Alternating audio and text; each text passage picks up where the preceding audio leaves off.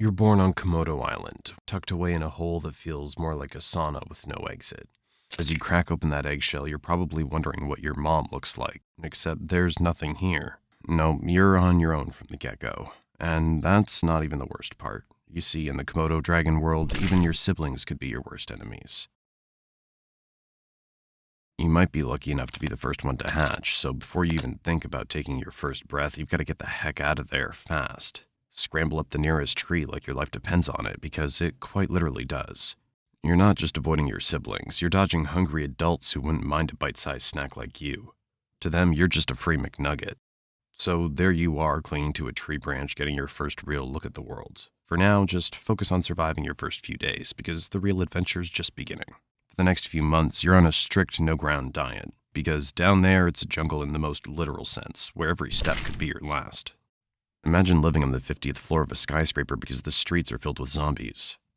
Yeah, it's kind of like that, only instead of zombies, it's your very own kin patrolling the ground, all ready to take a bite out of anything that moves.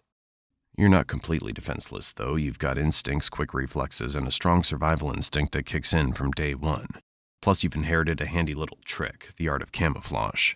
With your molted brown and green scales, you blend right into the leaves and bark, making it that much harder for anything hungry to spot you. Think of it as your very own invisibility cloak, but instead of dodging wizards and Hogwarts, you're avoiding becoming someone's lunch. At this stage, your life is all about survival 101. Find food, stay hidden, and whatever you do, don't fall out of the tree. Your diet's about as varied as a college student's during finals week, whatever you can scavenge or catch, from insects and small lizards to the occasional bird that's too slow for its own good. Every meal's a victory, and every day you avoid becoming a meal is an even bigger win. But don't get too comfortable in that tree, because soon you're going to have to face the real world down below. And trust me, that's when things really start to get interesting. You're no longer that helpless hatchling clinging to a branch for dear life. Now you're ready to start exploring the wild world of Komodo Island. Your first few steps on solid ground are like a toddler taking their first wobbly steps, except in your case, the stakes are a bit higher. Every rustle in the bushes could be a potential meal or a threat, and your senses are on high alert. It's basically hardcore Minecraft, but in real life. Now, in most animal worlds, this would be the part where mom swoops in to show you the ropes, but as we've established, Komodo moms aren't exactly the nurturing type. Instead, you're left to figure out things on your own, and that means a lot of trial and error. Your days are filled with mini-missions, stalking unsuspecting critters, practicing your stealth moves, and trying not to end up on the menu of a bigger predator. It's all part of the learning curve, and you're slowly but surely getting the hang of it. At first, your hunts are more hide-and-seek than stealthy predator. You'll spend hours lying in wait trying to blend in with the underbrush, your heart pounding like a drum as you watch a potential meal scuttle by. Or get swept up by a much more experienced dragon. Show off. But when you finally nail that first successful hunt, it's like winning the lottery of lizards and rats. As you grow, so does your confidence. You're exploring further from your original tree, pushing boundaries, and generally acting like the reptilian version of a rebellious teenager.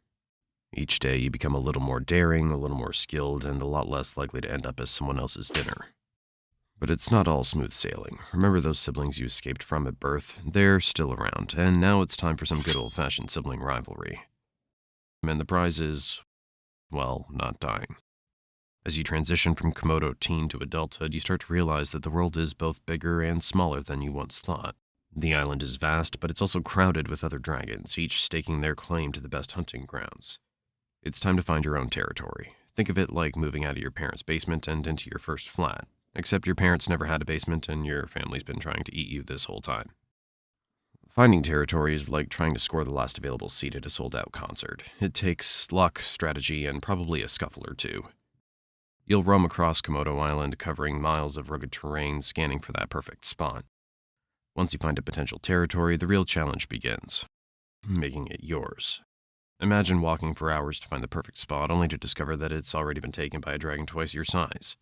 Now you've got a choice. Try to negotiate, which, let's be honest, is going to end in a fight, or keep moving and hope for a less crowded patch of land. Now that you've got your territory, and congrats by the way, it's time to settle into the daily routine of a full-fledged Komodo dragon. Your schedule's a mix of hunting, patrolling, and catching up on sleep. Lots and lots of sleep. You're not one to waste energy, so when you hunt, you go big. One large meal a week is your style, something that'll keep you satisfied for days. You're aiming for deer, wild boar, or even the occasional water buffalo. Your hunting style's all about patience and precision. You lie in wait, blending into the landscape until the perfect moment to strike. It's a high-stakes game of hide and seek, where the prize is dinner and the cost of losing is another day of hunger. But when you do succeed, it's worth the wait. You'll feast like a king and then slip into a food coma that'll make a Thanksgiving nap look like a quick power snooze. As you reach full maturity at around 7 to 10 years, you start taking extra notice of other female Komodos roaming around. That's your urge to mate kicking in. Mating season's like the ultimate dating game. You're sizing up potential partners with a mix of curiosity and caution. For male dragons, the competition's fierce. You've got to prove your worth to the ladies, and that means showing off your strength, size, and survival skills. If a female finds you impressive, she might just let you get close enough to mate. Just don't screw up your chance because the competition's tough and your brother might just be waiting in line. Once you've successfully mated, your job isn't quite done. If you're a female, you'll lay your eggs in a carefully selected spot, burying them deep to protect them from predators. After that, it's back to a solitary life, leaving the next generation to fend for themselves just like you did. You've somehow made it past 10 years and all the way to 15. Congratulations. In the wild world of Komodo dragons, that's like reaching your 90s with all your teeth intact. But here's the thing, you're not as quick as you used to be, and those once impressive muscles aren't quite as strong. You've earned every scar, every notch on your scales, but now survival requires a different kind of strength, one that comes from experience and wisdom rather than brute force. But with age comes new challenges, and you knew this day would come. Another younger dragon wants your territory, and this battle might be your last. The young dragon's eager, strong, and even reminds you of yourself when you first went out to get your own territory. Hey, it might even be your own son, who knows? Komodo dragons aren't exactly great parents.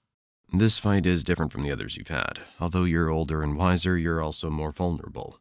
Your opponent's fast, relentless, and every blow feels a little harder than the last. But you're not about to go down without a fight. You dig deep, drawing on every ounce of strength and every trick you've learned over the years. In the end, it's a close call. Maybe you win, driving the challenger away one last time. Or maybe you lose, forced to retreat to the fringes of your territory, battered but not broken. Either way, this fight marks the beginning of the end. You've held your ground for years, but now it's clear that the balance of power is shifting. The jungle's a harsh place, and even the strongest can't rule forever. After years of ruling your territory, you give one last growl. And now, as you feel the weight of time pressing down, you know that the jungle will continue with or without you. As the end approaches, you find a quiet spot to rest, somewhere safe from the constant struggle for survival. You lie down, feeling the warmth of the sun on your scales, and close your eyes. The world keeps turning, the cycle continues, and somewhere out there a new dragon is hatching, ready to begin the journey you've just completed.